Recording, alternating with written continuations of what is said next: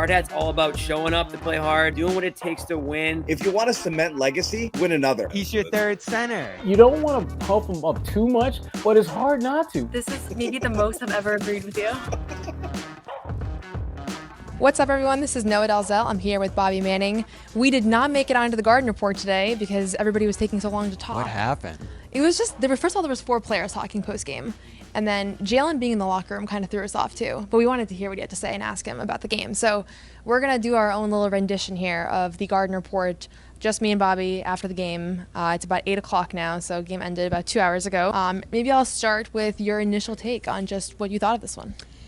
The game went the way I thought it would. Now, it didn't finish the way I thought it would. I actually thought the Magic would keep it going and stun the Celtics here. And you thought you had Celtics winning Magic winning game 1? Yeah, and that was my path to 6. Now that's looking a little shaky here. And I think this game might have. Usually, I don't feel like game 1s tell the full story of how a series is going to go, but this game actually looked pretty representative of what all these games might look like. Magic found that offensive rebounding edge early, played super physical, used that to build a halftime lead, and then once 3 started falling for the Celtics into the third and the pace turned up a little bit and they lost control of the pace of the game, things went against them in a pretty drastic way. And this one has me thinking, all right, this actually could be more like a Pacers-Celtics style 4 games, really difficult games sweep, rather than the 6-game, tougher than many people thought series I predicted going in. So I think that the rule is like 70% of game 1 winners go on to win the series, something like that. I was thinking about that yesterday. Yeah. It's skewed, and maybe like the last 20 years it's changed a bit, because I feel like we've seen so many game 1 winners where we're like, oh wow, like never win another game in the series. So just looking, they win by 17 in this one. They're obviously down by 1 at the half, have that massive third quarter. Jaylen was the leading scorer in that quarter with 10 points, but Drew was really the guy I think that turned the energy, hits a couple threes, a bunch of steals. The defensive pressure was kind of unrecognizable to me from this first half to the third quarter. You could just tell, even if they didn't have a conversation about it, which is what Drew said after the game, like they came out and I think they weren't happy with their intensity, their physicality in that second quarter where they lost that double-digit lead. But I think when you think about it, they were getting outshot in the first half, which is going to be unusual. Paolo and Franz had, I think, 15 and 19 points, and Tatum and Brown combined for 12. And even still, it was a 1-point game. And so if you look at it from that perspective, I was kind of thinking at the half, like, nobody was feeling good in this building. The Garden was kind of like, hush. Everybody was kind of like, wait, is this going to be like a loss in game 1 here to open the playoffs? And then nature kind of took its course a little bit, and I think the guys that really made sure this was going to be a victory was the backcourt. And that 3-guard rotation, like when they're all on top of their game, this team is like it's impossible to beat. White was the most important too, because he was the one who went going in the first half, and if he didn't score the way he did in the first half, find the threes, they only shot 16 threes in the first half. We expected that. The limitations that the Magic put on the 3-point line, they probably would have been down like 10 points at least. Yeah, for sure. And then, not to be like a broken record here, but Payton Pritchard too, because he had 11 points in the first 3 minutes checking into the game.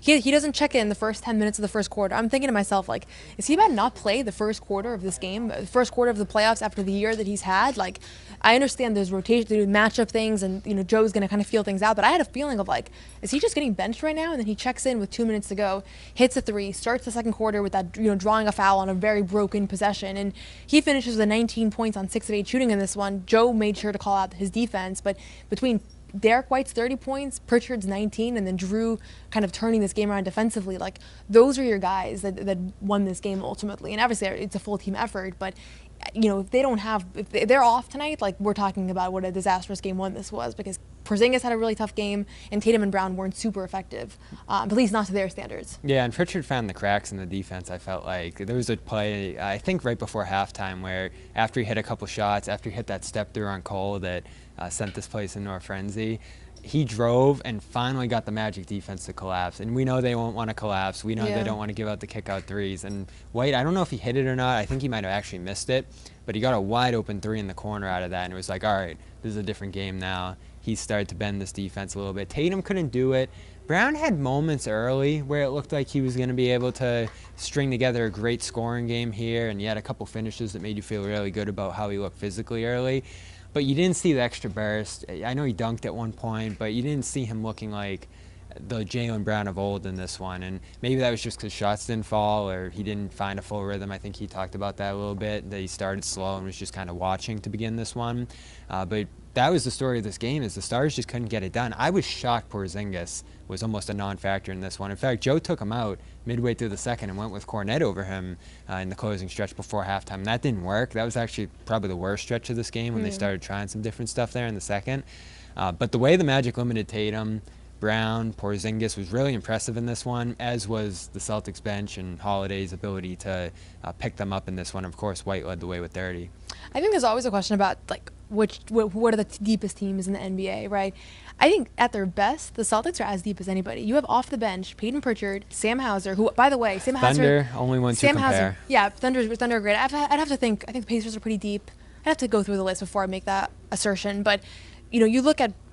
First of all, Cavs are pretty deep. Pritchard outscored the entire Magic bench in this one single-handedly. I thought Sam Hauser had some great moments. He didn't have a big three-point shooting night. I don't even know if he hit a three, but he had some monster hustle plays, defensive plays. He had that block. He had I thought he just had a great energy about him in this game, and that's the kind of guy where you don't want him to just be a factor if he's hitting threes, and he really wasn't today. You have Al Horford coming off the bench. I mean, that's a guy that's a starting center, right? Like, he's been starting for them, I feel like, for the better part of the last 2 years, and then Luke, and so there's a lot of depth, and in this game it was the other guys that won them the game. And honestly, I've said this before a million times, and it probably won't be true in a final series, but for the most part, this team is actually at their best when it's everybody else doing the dirty work. And Tatum and Brown can actually afford to be off sometimes. And they weren't terrible. Like, they still found a way to make an impact. But I thought Tatum missed a lot of shots that he normally makes, finishes at the rim. And then he was forced into some more tough ones than you would like. There was a mic'd up moment, I don't know if you saw, but Jaylen was telling him at the half, like, be more aggressive, like be more physical. They make them. Yeah, Jaylen was telling Tatum, like, we gotta make them call these fouls, because there were a lot of, like, I thought the Magic got away with a lot of physicality, but there were a lot of moments where they didn't really sell the contact. They kind of avoided the contact, and I'm not even talking about flopping. I mean, like, they avoided the foul ultimately. Well, that's what I liked most about Brown's performance, is he crashed into Carter early. He embraced the contact there. He drew a charge at midcourt. Those are some signs early that he was in the game physically, even though he didn't have his best offensive night in this one. And I thought they handled the physicality of this game really well overall. And, 3 things that make you feel really good coming out of this one to me. They didn't foul at all. Like, 3 free throws for the Magic in the first half. I looked up and said, Orlando's screwed if they're not going to be going to the free throw line, and drove. And they weren't in this game. You had a feeling that the Celtics were going to come into this series saying, let's just not foul at all, make them shoot. They hit threes in this game, Orlando did. And I don't know if that's going to happen consistently throughout the series, because as we know, there's the worst three-point shooting team in the league here. And the guys who came through were guys I was really worried about in this series. Pritchard didn't play well against this team during the year. White really struggled against this team during the season. And the fact that they were able to generate good threes. They didn't generate a lot of threes, but the ones they generated were so good. Open looks, rhythm, passing, all of that. And that led them to shooting like 43, 44% in the first half from three. So it was hard. We knew it was going to be hard. We knew this was a difficult matchup. I really played that up. I don't know if the Magic have enough to actually finish games. The bench difference you mentioned there was pretty substantial, eye-opening. Where's Cole Anthony? I was waiting for Cole Anthony to do something. Yeah, Anthony Black was a awful. Non-factor. Corey Joseph got in the foul trouble, so Black had to play even more. And Paolo, bless him, he carried some enormous weight in this one. Hit tough shots. Felt like he took the shots the Celtics wanted him to, and he just kept hitting them. Yeah. So he's ready to battle here. I thought Wagner was pretty good too. Those two guys are going to have, like I said this before, but they're going to have big-time performances here. And for the most part, they did. And it was just not enough. This was a game of the supporting cast. And these two supporting casts are night and day from one another as far as their experience, as far as their skill level and ability. And it's not going to always be the way it was tonight. Like you said, they hit their open threes. But I would bet on it in a series that this is going to be the outcome if you play this out multiple times. Well, the biggest concern I had, on top of everything else, and I heard you and your dad talking about it, is the biggest disagreement I had from the pod. They're going to come out of this series banged up, and it happened tonight. It's probably going to happen again later in this series. The Magic fouled them hard all night, and then, what was it, the fourth quarter, Tatum takes a hard foul from Kentavious Caldwell-Pope. Flagrant. Celtics didn't think much of it. It was a hard foul, but it wasn't a dirty foul according to Holiday. And, Al was a little angry about it. He didn't talk after the game, but it looked like he was upset about it. Tatum looked like he banged up his wrist pretty badly there. Yeah, and this, he's dealt with wrist things throughout his career, so I feel like everybody hears Tatum and wrist, and it's like automatic antennas up. I don't know if this is going to be a factor. He said afterwards, I felt like his update was pretty positive. He said that it was an initial pain, and it kind of went away, and he did an X-ray. Maybe, yeah. I think, I will say, we're not used to seeing him in pain because he doesn't get injured that often, but he really reacted to that ankle injury. Maybe it's a shift so you get some sympathy from the refs. Maybe. You are selling, in those kinds of plays, you are selling the flagrant a little bit. I don't think he was faking it, but you are, sometimes you go back and you look at those kinds of plays and you're like, that guy looked like he was, on death row, and then you realize, okay. So he did get a wrap on it. He left the game before the game even ended, and he got right out of there so he could go take an X-ray, it looked like, according to ESPN there. And he said it came back clean after the game. So he definitely looked like he was in some discomfort coming off the court.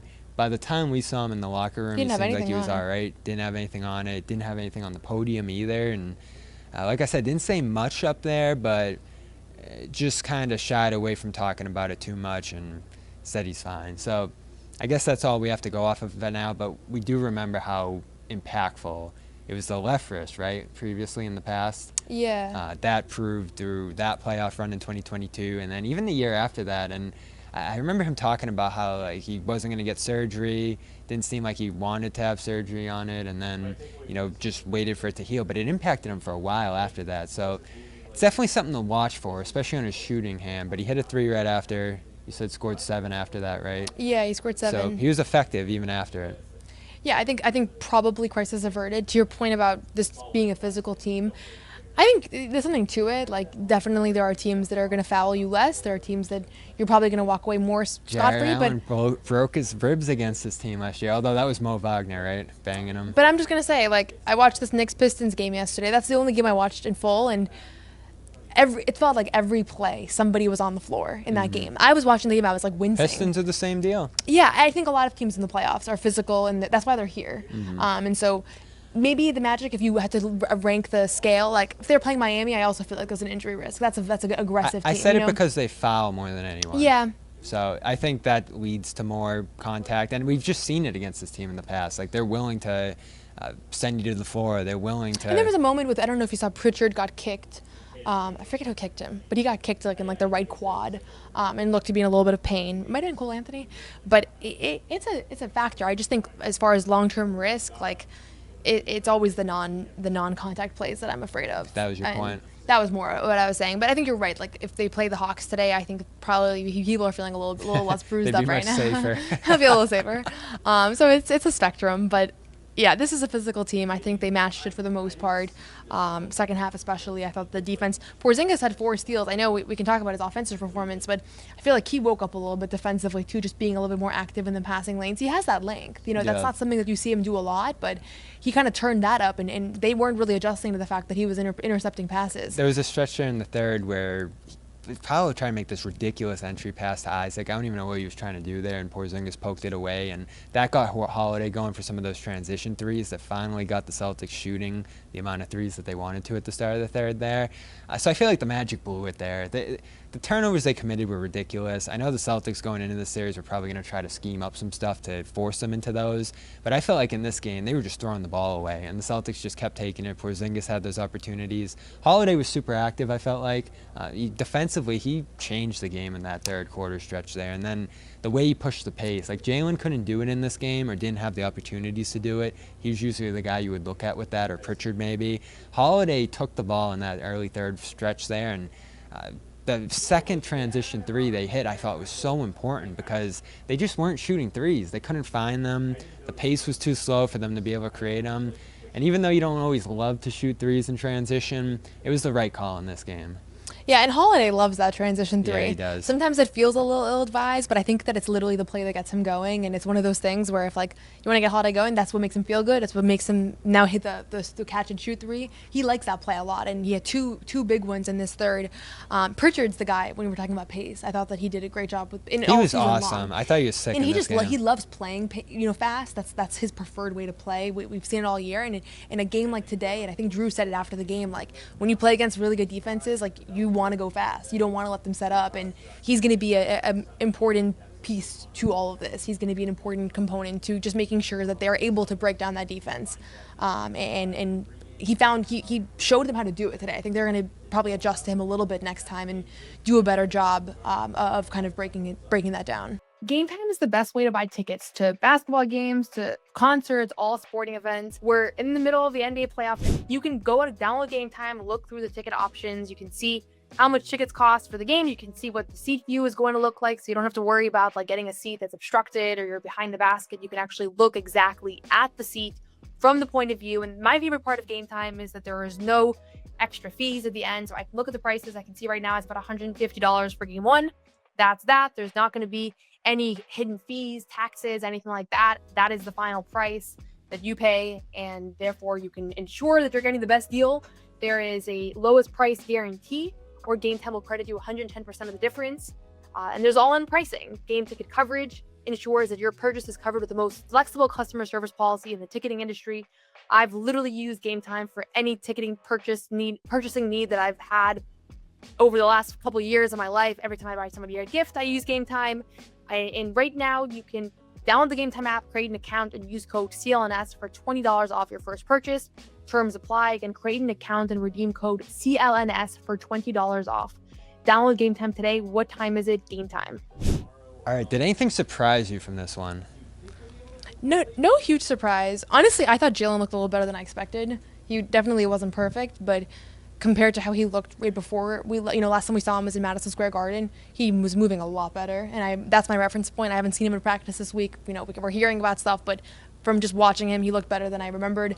The big question that I had was, is he going to be a plus for this team, or are we going to have an uncomfortable moment of like, is this guy potentially hurting them, and does he need to, do we need to make space for somebody else? I thought he was a definitive plus today. He made some plays defensively, he made some plays offensively. I thought he came out aggressive from the gate. He said that it was a feel out for him. He hasn't played in a couple weeks. He had to get things adjusted, but I feel more optimistic about what's to come for him, and probably if I had to guess like where I thought he was going to be today, I thought that he was moved a little bit better than I expected. I was waiting for the 30 points. It almost felt inevitable. I know. I thought he might in this game, so it fell below that standard for me, but he didn't look limited. He didn't look like he was ailing at all.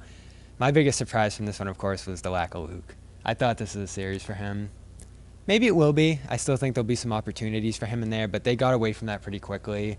They wanted to play smaller down the stretch, it looked like. As you mentioned, we saw more Pritchard and some of those guard-heavy lineups later in this game, and they didn't do as much of the Luke Porzingis, Luke Al stuff after that second quarter stretch there. And I thought they were trying some stuff midway through the second. You saw some zone that didn't go over great either. So the lack of Luke did surprise me a little bit, because I felt like he was going to come out here and have like 15, 20 minutes per game maybe in this series if he was going to recreate some of that regular season magic with Tatum. But at least through the first go-around, didn't work. And you do see how awkward it is in a playoff setting to try to get him some extra minutes, because I think that's why they went to him midway through the second, or they didn't like the way the Magic were guarding Porzingis. And that was inevitable too, right? Them trying to disrupt Porzingis and put a wing on him and make it so that he couldn't put the big on Tatum and do all that sort of stuff there. So I feel like that's something that could surprise me going forward in the series too, as a more limited Porzingis. This is a tough Porzingis matchup. We didn't go through player by player, but I wasn't overly surprised at his struggles. I mean, they were probably a little worse than I expected, and I'm sure he'll adjust and find a way to be more impactful. He wasn't really strong with the ball in the first half. There were a lot of loose balls that he kind of just let go, and that's kind of unusual for him, so he's going to have to be better for them. But, this was the kind of game that reminded me of what I've said before a bunch of times. Like, this team has the margin of error in most series to have 2-3 guys struggle as long as everybody else is fine. And this was the kind of game where Tatum was not efficient, Jaylen still kind of working his way back in, Porzingis really had a tough one, and they won by 17. And the Magic played fine. Paolo and Franz had good games, they shot well, so it wasn't like they had a disaster game on their end. They just have enough. They just have enough right now, and the Magic don't, and it's going to be really hard for them to find a way to overcome that. I mean, Derrick White, I thought 30 points for him. We felt the way for a couple of years now. When he's at his best, this team is at their best. And I was thinking, there was moments where we were thinking about that stretch where he just did not look right, and this team was losing games every other night, and we were like, what is wrong with this team? And you can't attribute it to just one guy, but if I was going to, it was Derrick. He was the main guy that was playing so differently than how we're accustomed to, and he hits big-time shots. There's not a category for this, but every time the Magic had a little bit of momentum, he hits a three, he makes a big play, and like it's clutch plays that are happening in the first, second, third quarter, and he's the master of them, and that was the game tonight. I don't know if he's not going to have 5 30-point games here, but if he's able to maintain like that level of offensive rhythm and production, like it's okay if Tatum continues to struggle because they're putting so much attention on him. And if Derrick's the odd man out, like he's shown what he's capable of. So I wouldn't say it was a surprise, but because we know that he's capable of putting together these kinds of performances. But that was my big takeaway from today, is that when he's playing like this, it's just, this team is impossible. And he really got things going for them in the first half and just kind of maintained it throughout. Yeah, and when you think of the backcourt in general, the USA combo, their collective impact together, I feel like we haven't seen a game from both of them like this at the same time, whether due to rest or Holiday's ups and downs this year. And it did feel likely that he was going to flip a switch going into the playoffs, Holiday, and whether it was the amount of time he spent on Paolo in this one or the stretches we talked about earlier, that makes you feel really good about them right now, too, is that he has that in his bag. He's capable of taking on those matchups again. I feel like we haven't seen him on Paolo-like matchups for a lot of this regular season. Again, a lot of that was probably just management. Jaylen said that, too. You know, the regular season, you guys overvalue it sometimes, and, you know, there's a difference in the playoffs. And I think for guys like Horford, who we've talked about at length, flipping that switch, Holiday's probably in a similar place now where it's like, we won the championship last year. I'm not feeling my best. I'm going to save this for the playoffs. And then there's just a different level of intensity, minutes, and even roles that he can tap into here on this team. Shout out to our sponsor, Prize Picks. Guys, download the app today and use the code CLNS to get $50 instantly when you play your first $5 lineup. Again, that's the code CLNS to get $50 instantly when you play your first $5 lineup. Prize Picks. Run your game. What do you think of the crowd in this one? Oh, crowd was awesome. Crowd was Much awesome. better than the Heat one last year. Much better. I think the crowd has been really good all year, honestly. Better than last year. They gave a nice nod to Jaylen, too, after he checked out there. Yeah, crowd was awesome. I felt like the place was engaged. They got a little nervous in that second quarter, but before the game, you could feel the buzz. So many fans here just so excited to be here. Everybody's ready for this run. I think there was a little bit of a lack of engagement during the season for Celtics fans who were kind of just ready for the playoffs. They just won the championship. Like, December basketball doesn't quite matter as much before. There weren't new players to add to this team. So I think everybody's kind of locking back in for the postseason, and you could feel that outside the building, you could feel that in the building, and I thought that there was a big factor here today. I don't know if it's true either, but we've talked about how the Bruins are out. I think they took the ice out from under the I was freezing. Court. No, So, I don't feel it at all right now, and really? obviously they're not changing over at this point, but that's a little different. I wonder if that's going to change the vibes in here, just how it feels in here and all that too, and obviously it just draws more attention toward the team too. Well, I didn't know that about the ice. I don't know why I was freezing the whole game in that case. You're just always cold. You're going to be cold in Florida. I was excused. We were all talking about how it was the ice that was making me cold, so I guess something else. But you're right, though. I think the city is kind of rallying behind this team right now because no one else is good. Yeah. Well, that's it for us here. No one's sneaking a vegan brownie by me, I'll tell you that. Okay, you know what, John? We're going to do it. You have to feel that way too, Bobby. I have to feel that way. Let's Yeah. fly out over and make Luke your first center. Bobby, we gave you Luke an hour early. We're not going to end this on a damn conversation about Luke